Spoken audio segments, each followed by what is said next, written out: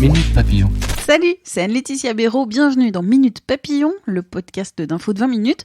Aujourd'hui, on parle d'une initiative originale dans le monde des podcasts. Ça bouge chez les podcasts natifs.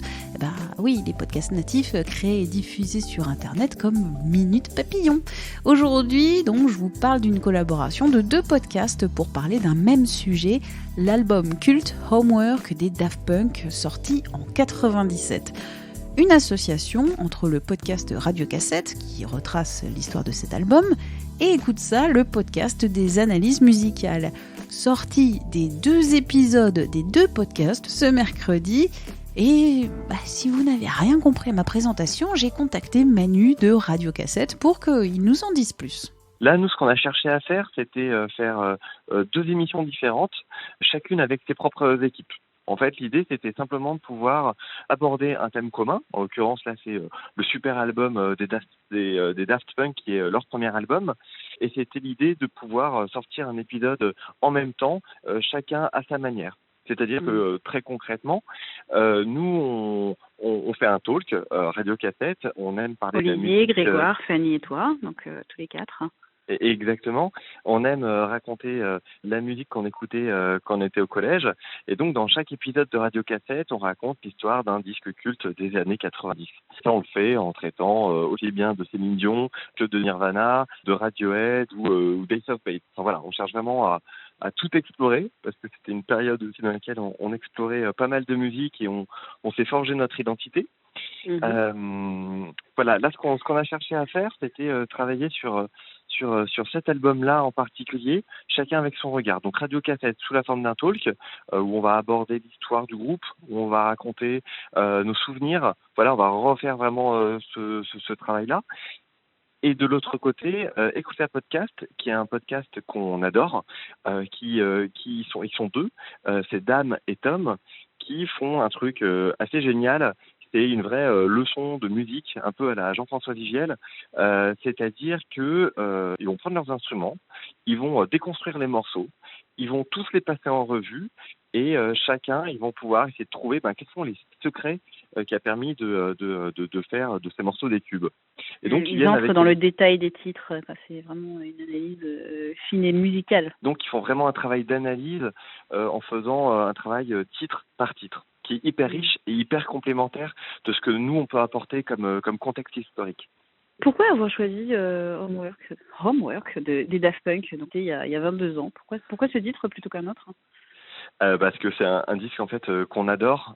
Les Daft Punk, je pense que tout le monde les connaît. Homework, c'est vraiment un album qui est incroyable, qui a marqué au fer rouge en fait les 90s et qui a marqué également l'histoire de la musique électronique. En plus, une nouvelle manière d'aborder la pop, une nouvelle manière d'aborder aussi le travail des musiciens et la relation qu'ils peuvent avoir leur label.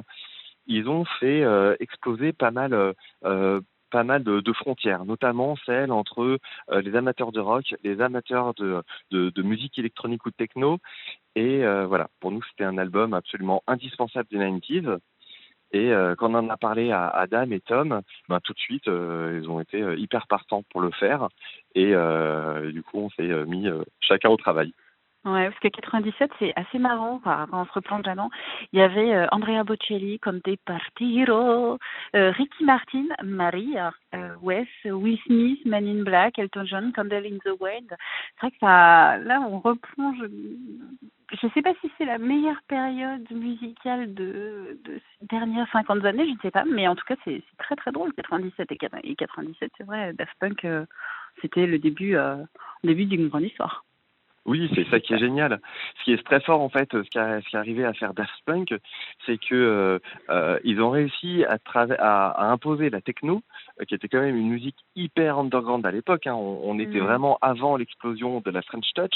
C'était encore une période où ça se passait dans les rêves, où c'était pénalisé. Vraiment, ça avait très mauvaise presse. Même les amateurs de rock n'aimaient pas du tout ce courant musical. Là, c'était vraiment quelque chose à part. Et eux, ils ont réussi en fait à faire rentrer la techno sur la FM et sur les ondes. Et moi, par exemple, je me souviens d'avoir découvert Around the World et Daft Punk, c'était à travers M6, c'était à travers la diffusion des clips. Charlie et Lulu, non, c'est pas ça? Ouais, exactement. Donc, Non, mais on est vraiment là-dedans. Donc c'est ça qui est hyper fort, c'est que moi c'était le premier disque un peu de techno, de musique vraiment électronique que j'ai écouté. C'était celui des Daft, Homework. Merci encore à Manu de Radio Cassette. Diffusion ce mercredi des 2 épisodes, des 2 podcasts. Longue vie à eux et longue vie au Daft Punk. Quant à Minute Papillon, parlez-nous de vous. Et n'hésitez pas à nous envoyer des petites étoiles et des commentaires sur Apple Podcast. N'hésitez pas aussi à m'interpeller sur Twitter, @ALBeraud, BERAUD. Un grand merci et on se dit à demain. Ciao.